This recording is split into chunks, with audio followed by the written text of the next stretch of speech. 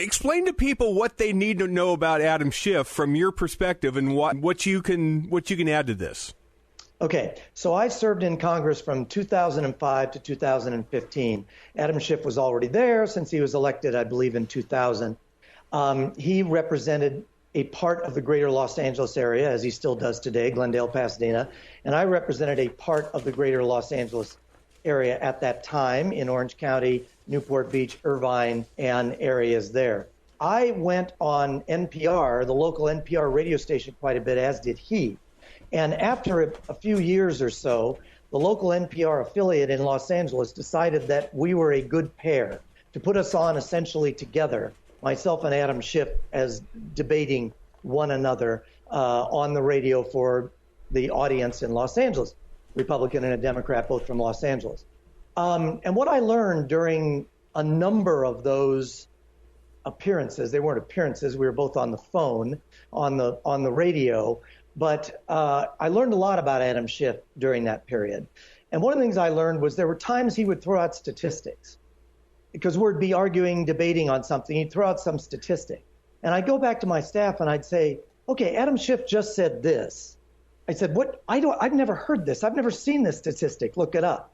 And we would look up everywhere and we couldn't find it. And this happened more than one occasion where we believe he just, at the end, we believe he just made them up. You know, he just made up things in order to give him some credence in a debate kind of a setting.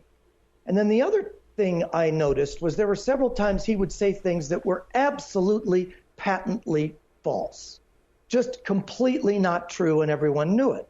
But if it were true, it helped his argument.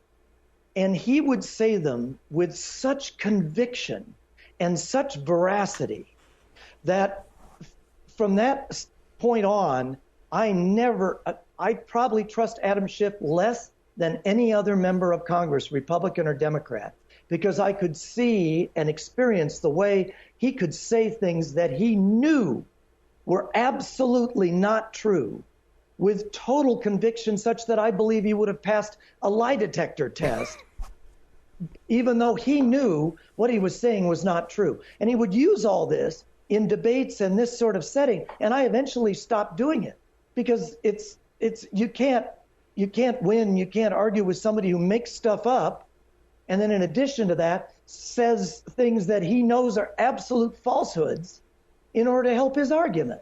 That's not a debate. That's not arguing things. That's just somebody who literally wants to win, will win at all costs, and who is so convinced of his own righteousness that he's willing to use falsehoods and made up stories, statistics, in order to support that righteousness that he has. So I stopped doing it. I believe he's the least trustworthy. I disagree with Barney Frank on a million things. I would absolutely trust him.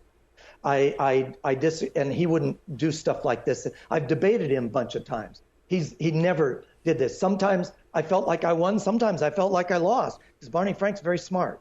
But he never did anything like this. I was on the committee with Maxine Waters, served on the committee with her.